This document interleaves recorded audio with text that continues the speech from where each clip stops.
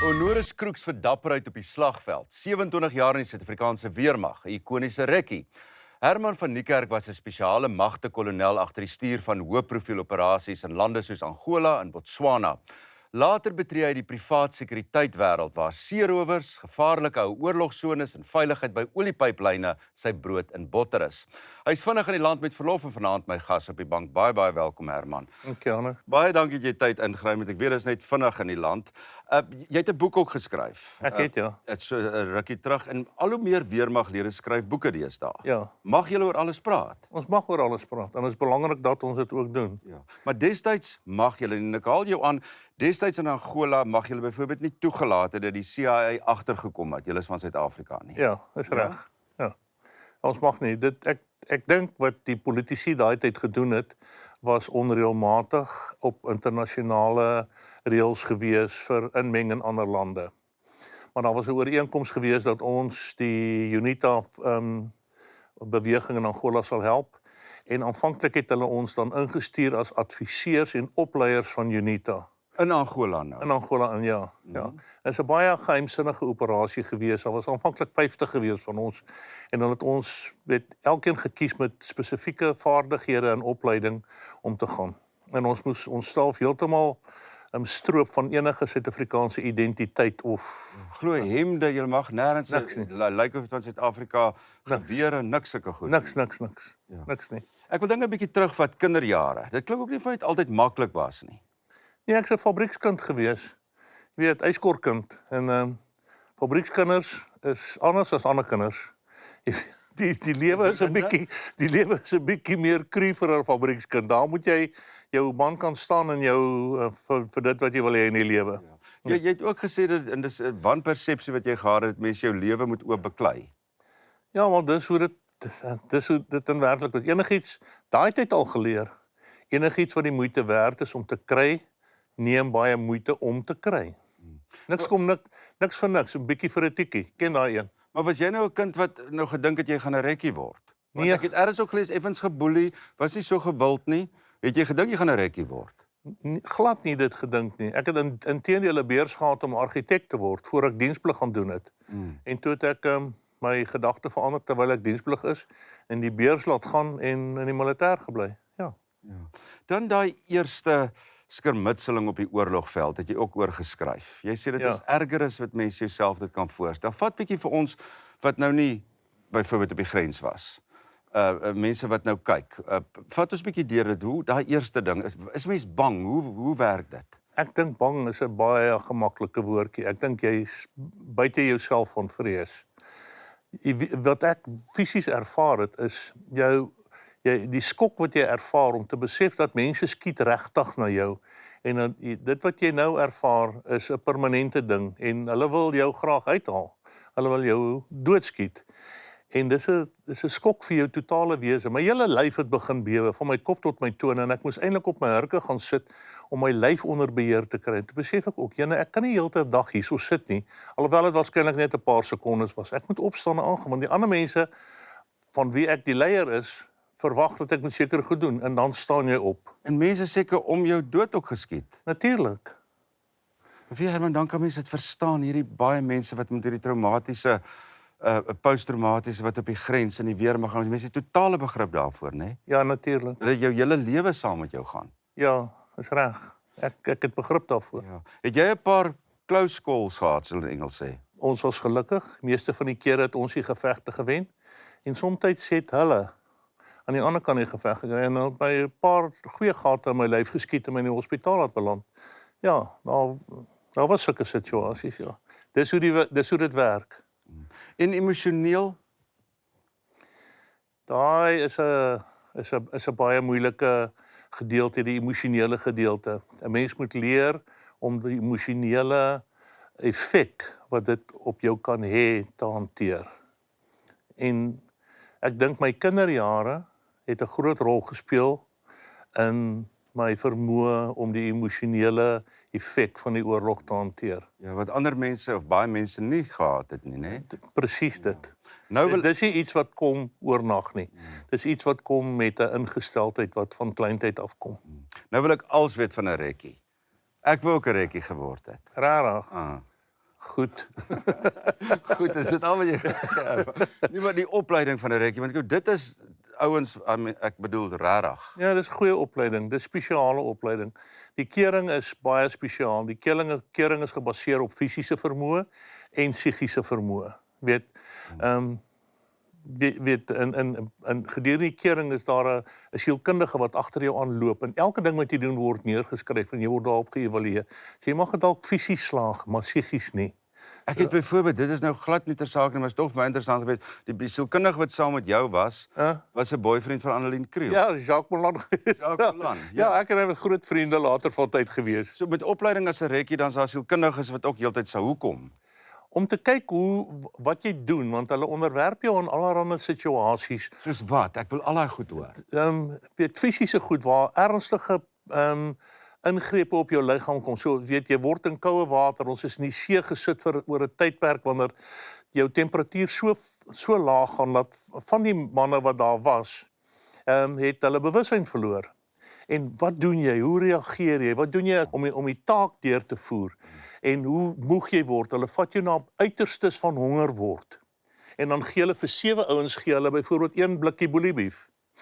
En dan kyk hulle wat doen julle met daai 7 ouens wat nou vir 3 dae nie geëet het nie. En elke dingetjie wat jy doen, as jy loop en jy struikel, wat jy ook al sê, jy los miskien 'n vloekwoord, Jacques skryf dit neer. Alles wat jy doen, elke ding wat jy doen, ja. Intense opleiding. Daar is 'n mooi storie van Herman hulle wat vir 'n hele dag by 'n kamp gesit en wag gehou het. En gedink het niemand sien julle nie. Wat is dit? Wat is daai storie? Dit is daar by as 'n Boesman gemeenskapie wat buitekant een van ons bases se Fordoppies. Jy weet waar ons opleiding gekry het. Ons moes nou die plekkie bekruipend ophou en dan in die aand. Hier by 4:00 die middag kom hierdie klein Boesman meisietjie na my toe aangehardloop met hierdie kan. Jy is seker baie dors, jy lê al die hele dag hier so tog. Weet ek hulle heeltyd geweet julle is ja, daar. hulle weet al van die oggend vroeg af ons is daar. Hulle is so skerp. Hulle kan so goed sien. En dan natuurlik die valskerm spring. Dit was ook jy het 'n paar keer amper jou lewe verloor met valskerms. Ek het daar nie van lewe verloor nie. Nee. Hy's nou skaam ek het dit als gelees. Ja, maar dit is ek weet as jou hoofvalskerm nie oopgaan, dit beteken nou nie dis so ernstig nie. Jy het 'n noodvalskerm, jy moet nou net die regte dinge doen. En as jy die regte goed doen, dis net die ding van valskerm spring, daar's reëls. Dis nie soos 'n rugby en sokker, jy kry 'n geel kaart nie. As jy die reël breek, die aarde is onvergeefbaar. Jy weet, jy moet die regte goed doen met die noodvalskerm om veilig te land. Ek het dit daarom gedoen. Dit reg gekry. Ja. En jy het natuurlik die Honoris Crux medalje vir dapperheid gekry. Waarvoor kry mens daai medalje? Jong, hulle het 'n paar Honoris Cruxe daai tyd het hulle gestel dat dit 'n gewone ene, dan 'n silwer, 'n goud en 'n diamant. En die gewone een het baie mense het gekry. Ek het 'n silwer gekry. En dit gaan maar vir hulle het spesifieke beskrywings waaraan hulle byvoeglike naamwoorde wat nou die verheffing van die aard van dapperheid waarin jy jouself onderwerp het. Maar joune was 'n groot dapperheid.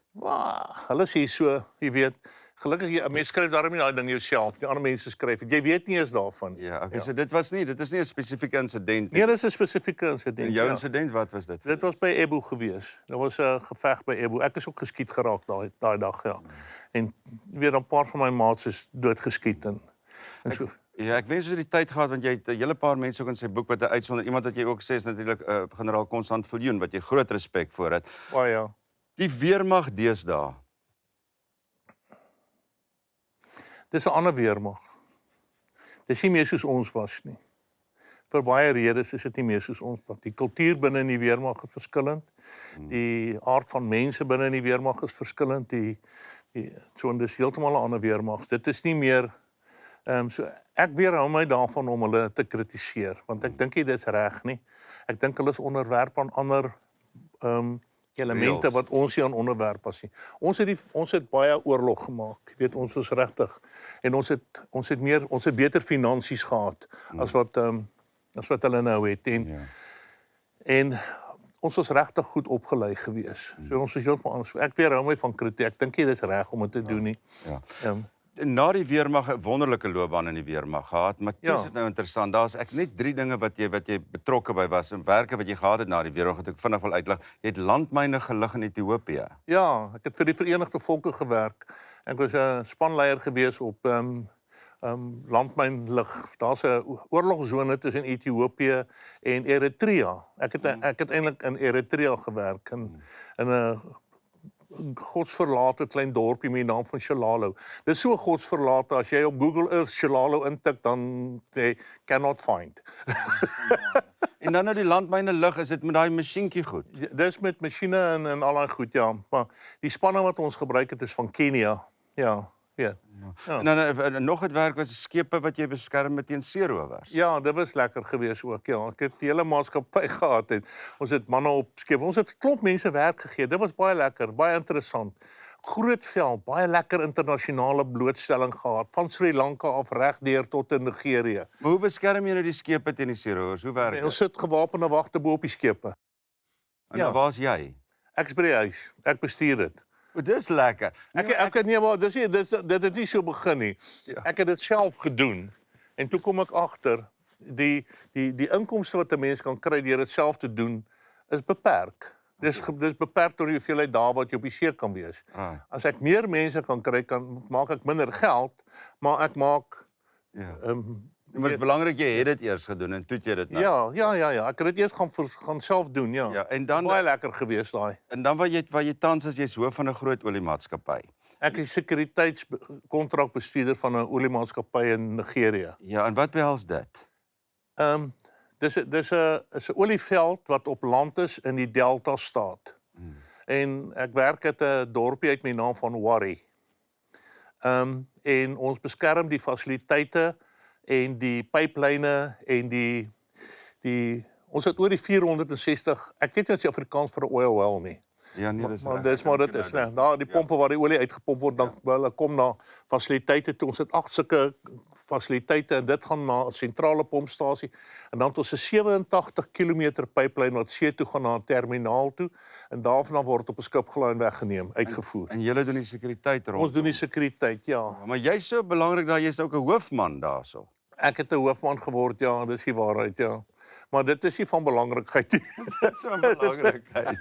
Maar dis net invloed, dis invloed. Die mense het redelike invloed as jy dinge daar doen, ja. Wel, ek hou nou sommer baie van jou, so ek kan vir jou die ding sê. Ek het nou als gelees en gaan navors oor Herman en die ding wat ek die meeste oor beïndruk is. Kan jy dink waaroor dit is? Ek kan nie dink nie. Oor sy familie. Maar is dit jou jongste seun wat 'n balletdanser is? Is hy, ja. Hy's nou 16 jaar oud. Fantasties dat jy hierdie rekkie-pa wat die sê, dis vir my wonderlik. Ja, dit was nogal vir my 'n aanpassing, maar ek is baie trots op hom. Jy weet, ek moet vir jou sê die balletdansers werk harder as die rekkies, dink ek. Weet jy daai oefening wat daarin gaan? Nee, dis die waarheid dat ek jou vertel, die goed wat hulle moet doen. Jy weet, vandat ek nou blootstelling gekry het aan ballet, die beperkte blootstelling te sien, kom ek agter die goed wat hulle moet doen. Absoluut. Dis nie maklik nie, hoor. Dit is baie moeilik. Want hy's in New York ook gewees. 2 keer al het hy 'n scholarship gekry by die American Academy of Ballet. 2 keer. Die tweede keer gaan hy soms vlieg hy self soontoe, kry 'n taxi in Newark, ry na die plek toe. Ja. En hy gaan aan en hy's nou so populêr daar dat want hy's groot. Hy 6'4", jy kan dit nie glo nie. Hy kind is huge. En vertel hy vir almal sy pa was 'n rekkie. Ek weet nie of hy dit doen nie, maar hulle weet.